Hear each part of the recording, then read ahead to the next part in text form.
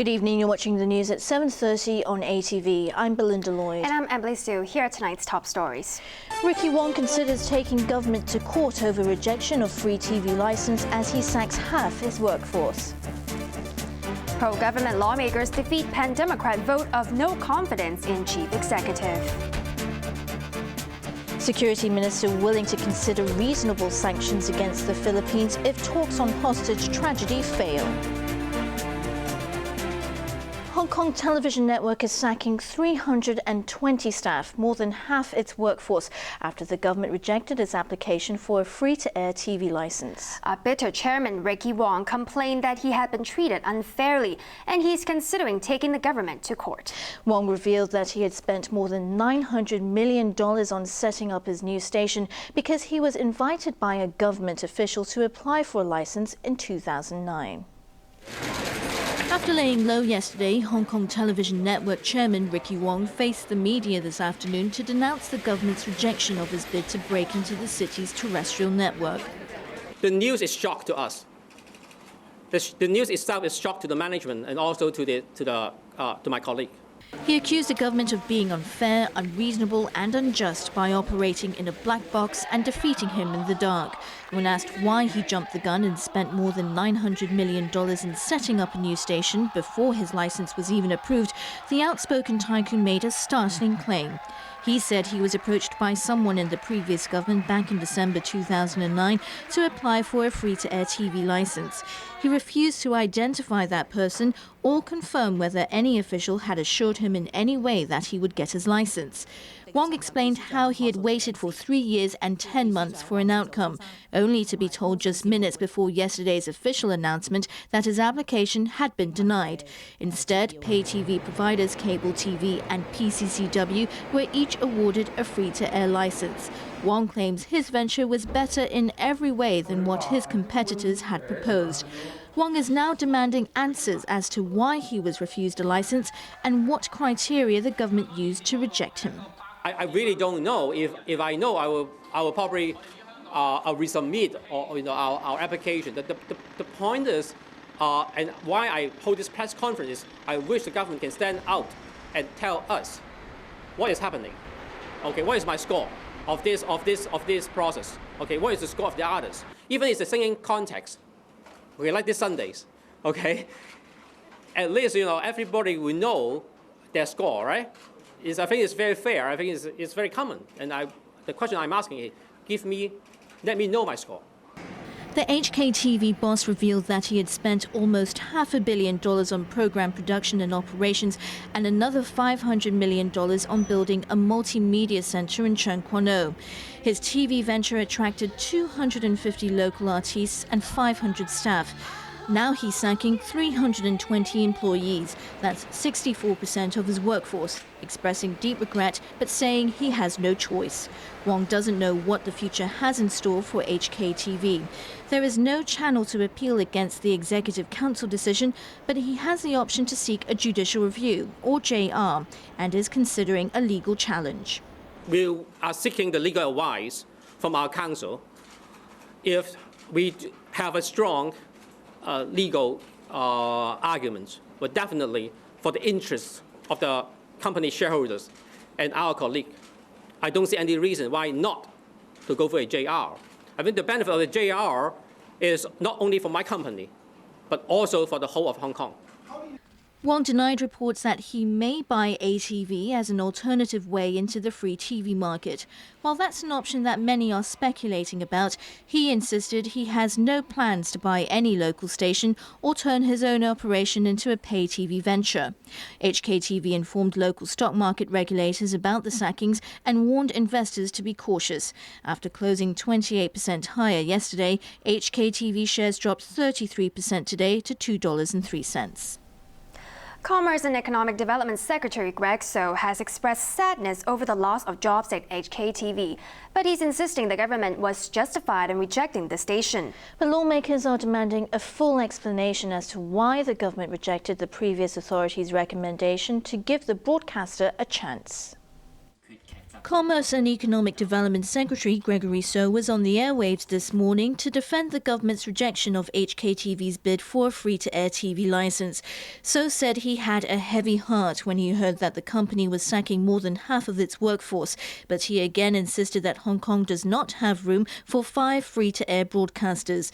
The government's decision contradicts a recommendation by the Communications Authority's predecessor in 2011 to approve all 3 applications by HKTV, Cable TV and PCCW.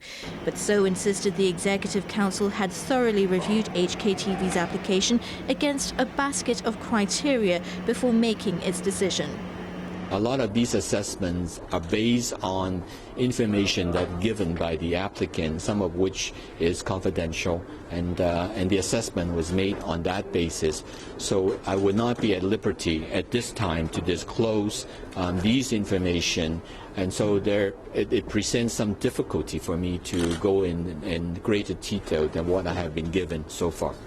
While So remained tight-lipped, Executive Councillor Regina Ip offered a glimpse of the factors considered by the Cabinet, such as financial standing and broadcasting experience. Ip insisted that EXCO had been comprehensive in its deliberations and hinted that more licences may be approved later. But that's not good enough for other lawmakers. The Civic Party's Kwok Ka-ki accused the minister in charge of being a hypocrite for expressing sadness over the loss of 320 jobs at HKTV when it was the government that triggered it. Others joined in the chorus of criticism. There were 3 applications. You allowed 2. You banned 1. Now this is just so unfair. Claudia Mo accused the Executive Council of using a different set of criteria from the original version that was used by the then Broadcasting Authority. Pro-establishment lawmakers voiced their concerns as well. New People's Party lawmaker Michael Tien urged the government to explain exactly why it refused HKTV's application, despite the Broadcasting Authority's recommendation. His brother James Chen of the Liberal Party said he was disappointed with the outcome, especially after HKTV's efforts to produce quality programs. He said market forces and audience demand should dictate who should be out of the game rather than the government. To other news, pro-government lawmakers have again defeated a vote of no confidence in the chief executive, backed by all the pan-Democrats. They accused Leung Ching-ying of polarizing society, but his supporters argued it was unfair to blame him for all of Hong Kong's troubles. The pan-Democrats' second motion of no confidence in Chief Executive Leung Ching-ying since last December came on the eve of his appearance in the chamber for a question and answer session. But the bid was doomed to fail again because of the split voting system that allows pro-establishment lawmakers to dominate the opposition. Today's motion was moved by the Civic Party's Kwok Ka-ki. Kwok said all Leung has done since he took up Hong Kong's top job is to polarize society. The legislator likened Leung to a wizard who specialized in turning good things into bad things. Party colleague Yeung complained that the standard of governance had fallen in the past year and accused Leung of destroying Hong Kong's core values in order to help what he called red supporters. Democratic Party chairwoman Emily Lau said Leung's cabinet has failed to do its job because several members are embroiled in scandals. Star Relay from the pro-government DAB hit back, saying LegCo sessions should be devoted to discussing policies to improve people's livelihood. She argued that too much time is being spent on attacking Leung. Insurance representative Chan Kin Po argued that it's not fair to blame the current administration for all of Hong Kong's problems. Chief Secretary Carrie Lam defended her boss, describing Kwok's speech as non-factual and exaggerated.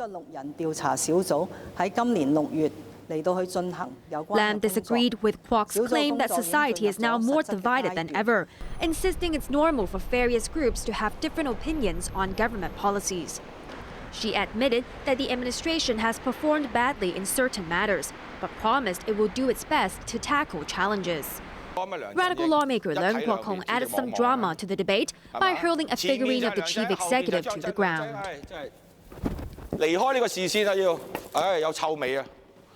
At the end of the 6-hour debate, the motion was defeated. 32 lawmakers voted against it, 26 were in favor, and 6 abstained. The government is willing to consider reasonable sanctions against the Philippines if talks on the Manila hostage tragedy produce no results. Lawmakers are pushing for action, complaining that the Philippine government is not taking Hong Kong demands seriously. ATV's Arthur Urquiola reports. Lawmakers today stepped up pressure on the government to force the Philippines to apologize for the Manila bus siege which claimed the lives of 8 Hong Kong residents 3 years ago. Chief Executive Yeung has been able to persuade Philippine President Benigno Aquino to agree on official talks on an issue that has angered Hong Kong. But the Philippine government is still a long way from resolving the issue by meeting the demands of the survivors and victims' relatives. They want an official apology, compensation, a safety guarantee for Hong Kong visitors to the Philippines, and punishment for officials held responsible for the botched rescue operation. But lawmakers are frustrated over the lack of progress. It's not just the plight of the victims and their families of the Manila tragedy has been voiced so loudly and clearly. I don't need to repeat all that again and spend public time and resources on the same stories and the same things and the same requests, right? What's the point? Will the government listen? They just won't. They won't. The League of Social Democrats Leung Kwok Hung said it's ludicrous that 3 years after the Hong Kong residents were killed by a disgruntled former policeman, the SCR is still no closer to securing an apology from Manila. Some lawmakers are now pressing for trade sanctions to put pressure on the Philippines. People Power lawmaker Albert Chan, who has threatened to move a private member's bill banning domestic helpers from the Philippines, claimed Hong Kong is being bullied by Manila. He said sanctions could show that Hong Kong has some clout and need not wait for another 3 years for the Philippines to react. Security Chief Lai Tung Kwok said he's aware of calls for sanctions, and feasible and reasonable proposals will be considered. He stressed that the administration has a plan for the forthcoming talks, but gave no details. He promised that relatives and survivors will be informed when a substantive outcome is reached. Democrat James To, who is assisting the families, asked whether the SCR government or Beijing would issue an ultimatum if there was no progress. Lai replied that appropriate action would be taken depending on the outcome of the talks, but again he did not go into details. Some lawmakers questioned whether Manila was even taking Hong Kong seriously. Radical lawmaker Raymond said it's a matter of dignity, but the government has been sitting on its hands, trying to water down anti-Philippine sentiment. He criticized Leung's meeting in Bali last week with the Philippine president, who kept the chief executive waiting and had him Seated on the side like a subordinate. New People's Party chairwoman Regina Ip called the seating arrangements undesirable. She said it suggested that Manila was belittling Hong Kong and playing tricks. Arthur Urquiola, ATV News. And still to come on ATV's main news tonight, 17 killed as powerful storm lashes Japan, destroying homes and disrupting transport. Wayne Rooney stars at England win automatic entry to World Cup finals by beating Poland. Soccer Fever, amazing October.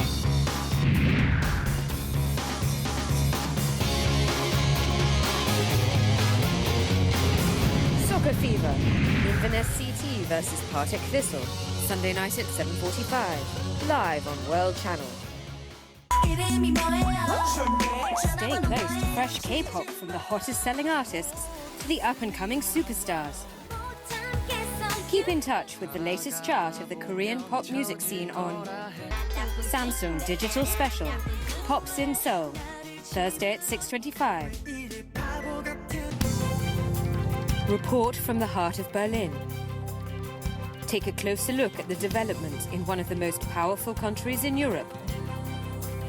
How much do you know about Germany? Check in current news, people and politics. Friday night at 8.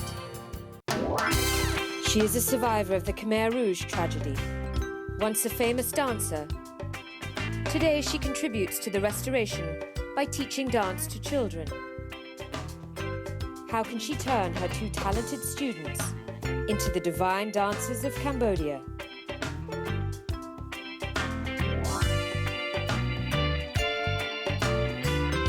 All About Documentary, Living Cultures, Friday night at 10.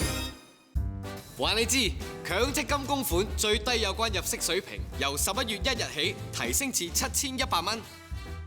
僱員嘅每月收入低過呢個水平，唔需要為強積金供款。自僱人士都一樣，僱主就要繼續供僱主嗰部分。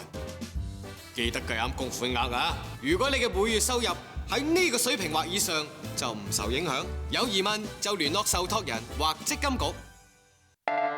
If every moment of your life is the last chance, will you let it slip away? These people definitely grab every chance firmly. From them, we can see how courage and faith can make a huge difference. Nothing will be barriers to dreams. Only dreamers who are doers can make dreams come true. All About Documentary. Pursuits. Tuesday night at 8:30.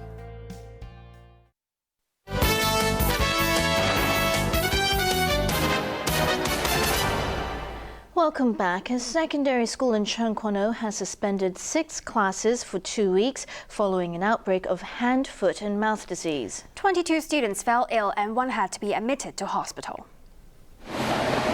Students and teachers of classes that are still open at Ed College are taking extra precautions following an outbreak of hand, foot and mouth disease at the secondary school in Cheung. Some staff wore face masks after the Center for Health Protection advised the school to suspend 6 classes for 2 weeks, starting today. 20 students aged between 12 and 17 began developing symptoms of the highly contagious viral infection late last month. 12 boys and 8 girls developed oral ulcers, as well as rashes and vesicles on their hands and feet. 16 of them sought medical treatment, and 1 was admitted to hospital, but was discharged last Tuesday. The Center for Health Protection sent staff to inspect the school twice at the beginning of this month and asked those in charge to strengthen preventative measures. But with the emergence of 2 new cases this month, the center ordered the school to suspend 6 classes attended by the students who became ill. The 2-week suspension, which ends on the 29th of this month, affects more than 200 students. Altogether, Ed has just over 1,000 students, and those not affected by the suspension said they are being extra careful. This student says she has not stayed behind for extracurricular activities recently because of the daily cleansing operations at the school. This student said his whole class started wearing face masks and using hand sanitizers. Another put on a brave face. We got through SARS and H7N1. Why should I be scared of this disease, said this student. It's no big deal. But health officials have put the school under medical surveillance in a bid to contain the disease. Overseas, U.S. lawmakers are racing against the clock to prevent a debt default that could have disastrous consequences for the American and global economies. But hardline Republican conservatives have continued to hold up any progress, even as a crucial deadline looms. ATV's Yeung reports. Time is running out for the US, which is in the 3rd week of a partial government shutdown. The government must raise its borrowing limit, now at $16.7 trillion by tomorrow, or risk defaulting on its bills. This could send the still shaky US economy reeling, and the ripples could reach every corner of the globe. Already, credit agency Fitch has warned it could downgrade the US government's AAA rating, which would lead to higher borrowing costs for Washington. The pessimism was shared by Wall Street, where shares fell overnight. President Barack Obama held another round of crisis talks, this time meeting senior Democratic lawmakers at the White House to monitor negotiations in the Senate and the House of Representatives. We're encouraged by the progress that we've seen in the Senate, but we're far from a deal at this point. The crisis has been blamed on a group of hardline Republicans in the House who are determined to force Obama to make concessions in his health reform law.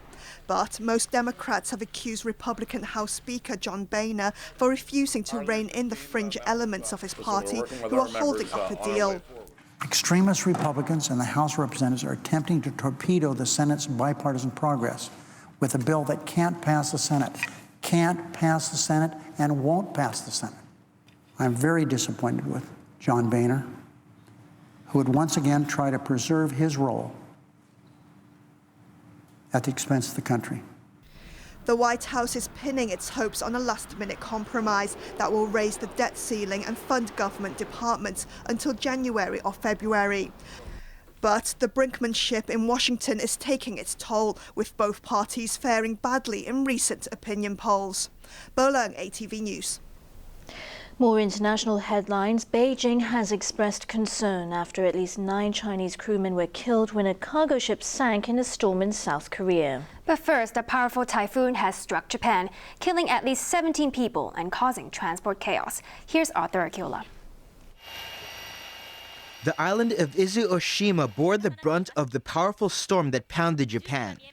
At least 13 people were confirmed dead on the island, about 120 kilometers south of the capital, Tokyo. Typhoon Wipa triggered torrential rain, and gale force winds lashed Izu-Oshima, damaging dozens of homes and causing landslides. Rescue teams were flown in from Tokyo to help with rescue and relief work. The Japanese capital also took a battering. It's indeed scary, said this woman. The strong wind and everything, it's incredible. Transport services were badly disrupted by the worst storm to hit Japan in a decade. Bullet train services were suspended and flights to Tokyo were canceled. The typhoon passed close to the crippled Fukushima nuclear plant, where workers had to pump out rainwater from tanks holding contaminated water. A Panamanian registered ship has sunk in heavy seas off the South Korean port of Pohang. The Coast Guard was alerted when the freighter rammed into a seawall after its anchor was snapped by a storm. 8 crew members were rescued, but 9 were killed and 2 went missing. All but 1 of the 19 people aboard were Chinese nationals. Relief operations are underway in the central Philippines, a day after a powerful earthquake rocked the region. An amateur cameraman captured the moment the tremor struck in the island of Bohol. Glass shattered as a building shook when the 7.2 magnitude tremor hit the island. Guests at this resort were among tens of thousands of people who fled in panic. Fear also gripped people in the city of Cebu on a neighboring island as they dashed to safe ground. Calm returned today to the affected region where about 110 lives were lost. But there's a shortage of fuel, and many people complain that they lack food and clean water. Arthur Akiola, ATV News. Time now for sports with Raymond Yeung. So, a sigh of relief for England, Raymond. Well, that's right. They've reached the World Cup finals. England qualified automatically for Brazil after finishing top of their group. It was also a night to remember for Bosnia. They're in the first World Cup finals after all European group qualifying matches ended overnight. England's 13-month World Cup campaign hinged on their final group match when they hosted Poland at Wembley. The Poles had no chance of going to Brazil for next year's finals, but Robert Lewandowski's effort gave English fans a scare. But they heaved a sigh of relief when Wayne Rooney headed in a pinpoint cross from Leighton Baines just before the break. The celebrations, however, began in earnest only after captain Steven Gerrard tapped in a late goal for the 2-0 win. England booked their ticket to Brazil after topping their group with 22 points, one more than Ukraine, who overwhelmed tiny San Marino 8-0 to earn a playoff place. I think it's difficult to put into words the amount of pressure that was on the team over the last 8 to 9 days, and we've had a journey of highs and lows over the campaign, but I think our last 2 performances have been really good. There's still more work for England before the finals in June next year, but manager Roy Hodgson said he deserves a break after a tense week.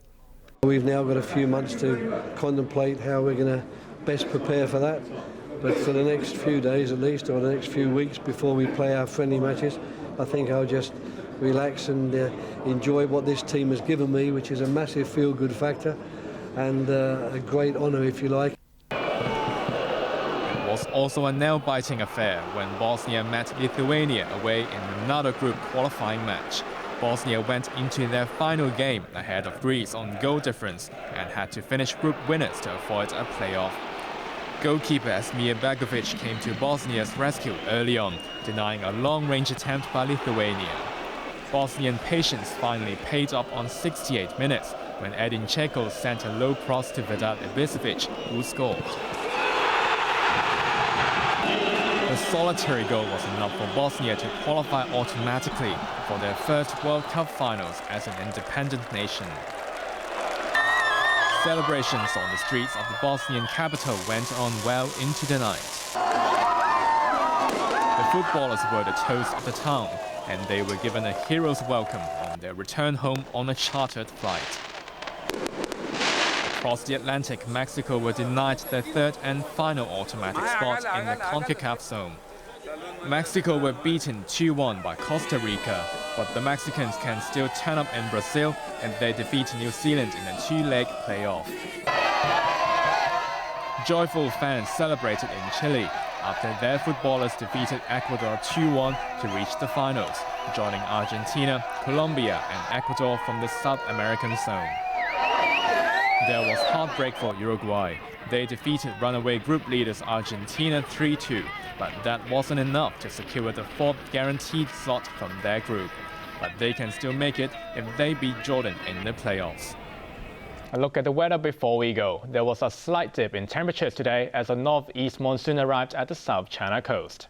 Temperatures varied from 24.7 to 27.6 degrees, while the relative humidity was between 62 and 76%. Winds were fresh easterlies, strong offshore at times. Let's check on the ultraviolet reading. The maximum recorded for the day was 6. Tomorrow's UV index will be around 6 as well. Now look at the weather in the region. The northeast monsoon, which arrived today, will continue to affect the South China coastal areas. Now to the satellite images. Extensive cloud bands are covering the western region of Guangdong. Here's what we can expect over the next few days. Cloudy with light rain tomorrow, but also some sunny intervals. Temperatures will range between 23 and 27 degrees. Brightening up on Friday, which will be dry. Expect more fine and dry days for the week ahead. Now for tomorrow's air pollution levels. General stations will be medium to high at 50 to 80, and roadside levels will be high at 70 to 100. And finally, here's the weather around the world.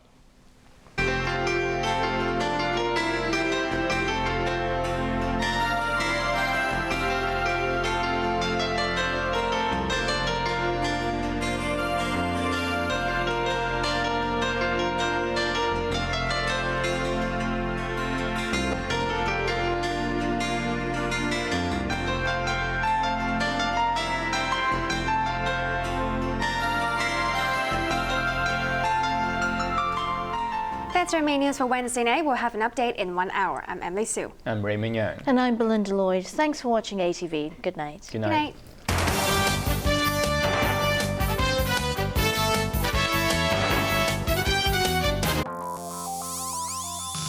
Coming up, trackside.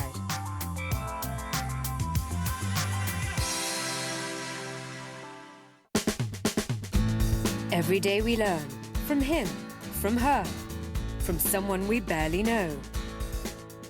But what does it mean to you and me? Find out the answers on Check In Current News, Global 3000, Thursday night at 8. China and India. Two fast-growing giants catch the world's eyes. Indians in China, Chinese in India. Many have achieved success in all walks of life, crossing geographic and cultural barriers.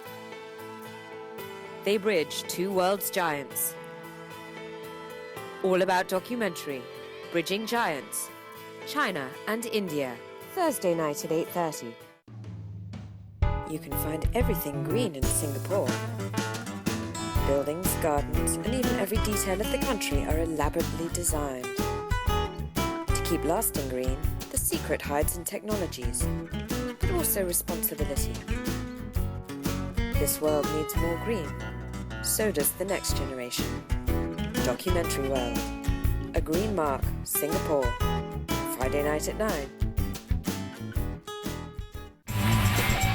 What happens now could be prevented in the future. What was impossible yesterday might become possible tomorrow. Let's find out how science makes our world a better place. Tomorrow Today. Saturday night at 7.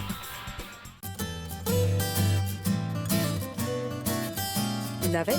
Say it. Discover the latest and the hottest trends in Japan. Feel the pulse of the vibrant and fabulous culture. JP Time TV, every Sunday night at 6:25.